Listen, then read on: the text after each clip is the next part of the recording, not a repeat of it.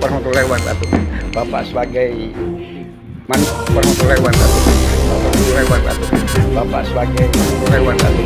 Bapak sebagai warahmatullahi wabarakatuh.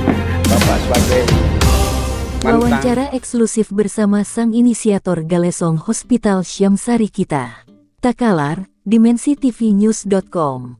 Mantan Bupati Takalar Syamsari Kita berbicara tentang Galesong Hospital, yang sangat baik tujuan dari beliau dengan keberadaan Galesong Hospital yang bertujuan utama untuk mendekatkan pelayanan kesehatan kepada masyarakat dan meraup pendapatan asli daerah yang sekarang mulai menampakkan perannya. Di sela waktu luang, mantan Bupati Takalar Bapak Syamsari Kita memberikan penjelasan kepada awak media Dimensi TV News tentang rumah sakit yang dibangun di Jalan Poros Galesong Utara Kabupaten Takalar.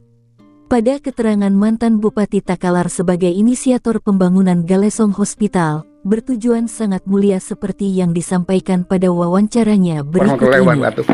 Bapak sebagai mantan incumbent ya Bupati Takalar. Kira-kira bagaimana ke depannya beroperasinya itu rumah sakit internasional Galesong Hospital? Ya ini saya terima kasih. Saya memang yang menerima aspirasi untuk mendirikan rumah sakit karena masyarakat kita itu kesulitan untuk mengakses rumah sakit tipe atas, sehingga biasa menumpuk pasien-pasien dari Takalar itu di rumah sakit Haji, di rumah sakit Labuan Baji, dan ujungnya ke Wahidin. Jadi akhirnya saya terima ide untuk mendirikan rumah sakit. Tapi rumah sakit ini, cita-cita saya itu adalah menghasilkan pendapatan asli daerah yang tinggi. Jadi saya peruntukkan ini untuk penyakit yang tidak bisa diselesaikan tuntas oleh Rumah Sakit Umum Pajungan Dengaleh.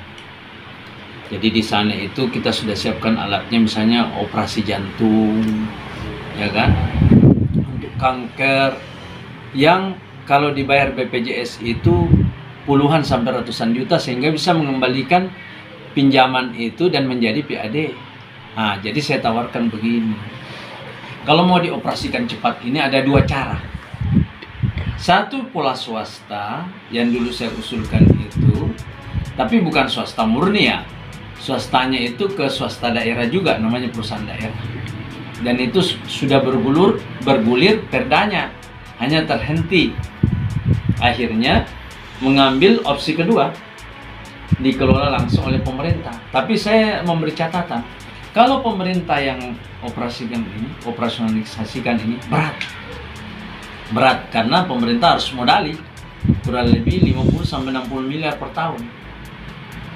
Nah, yang kedua, jadi yang pertama tadi persoalan anggaran, yang kedua persoalan administrasi.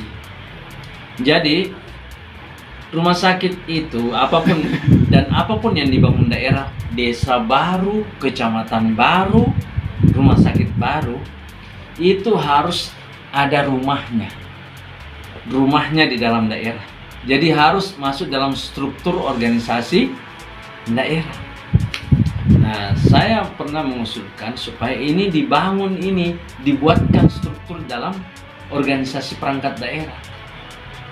Jadi seperti dulu desa Sawakumbeba, ya kan, tidak bisa mengelola dana desa karena belum definitif. Nanti ada SK dari Jakarta baru bisa didefinitifkan. Nah, sama dengan rumah sakit ini, harus ada dalam struktur daerah, diurus.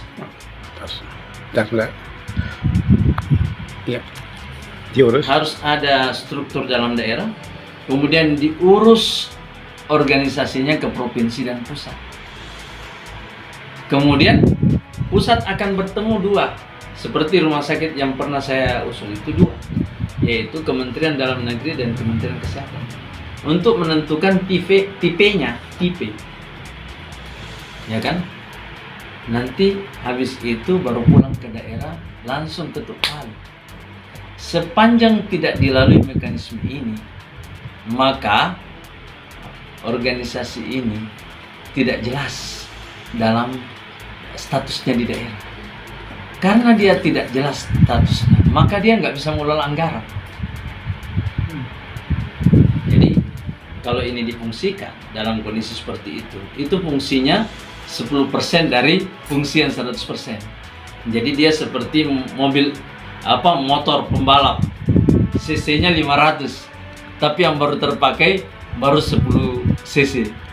Jadi besar larinya, tetapi 5% saja. Jadi ini harus dikerdakan, harus diurus IP-nya, baru bisa anggarannya.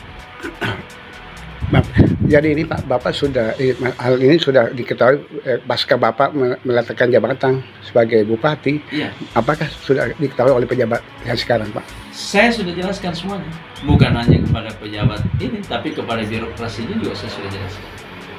Jadi secara moral saya sudah lepas tanggung jawab karena saya sudah wariskan semua.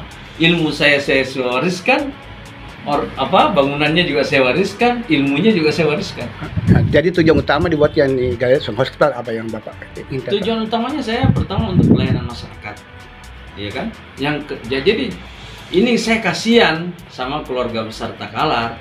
Kalau butuh rumah sakit yang hebat-hebat, dia pergi antri di Wahidin. Berapa lama? Pengalaman pribadi saya membawa anak saya hanya untuk operasi kaki saja, nunggu kamar 1 bulan. Kalau di sini kan sudah tersedia kamar 200-an kamar, alat tersedia, ruangan operasi ada 3, otomatis, pakai sensor. Sudah. Jadi itu yang pertama pelayanan. Yang kedua PAD, kan kita bayar ke BPJS. Selama saya jadi bupati, kurang lebih di atas 92%, bahkan ada yang sampai 95%, Pemda membayar kepada BPJS. Jadi kalau saya dibayar kembalikan uang oleh BPJS kan wajar kan? Kalau kita tidak bangun rumah sakit, tidak ada cara untuk menarik uang kembali. Ya enggak? Iya, betul. Kita bayar itu puluhan miliar. Sementara yang kita ambil belum setara dengan yang kita bayar. Masyarakat juga siksa. Ke Wahidin bolak-balik. Jadi pada prinsipnya Bapak ingin mendekatkan pelayanan ke masyarakat, kalau ini prinsipnya ya prinsipnya. Jadi bagaimana kira-kira Pak ini kalau ini Bapak ide apa yang sudah sampaikan kepada pejabat sekarang untuk bisa melaksanakan yang ada sekarang Pak di rumah sakit yang ada sekarang yang Galesong Hospital Pak? Saya sudah sampaikan semuanya. Tergantung beliau mau dikerjakan atau tidak. Oke. Baik, terima kasih Bapak.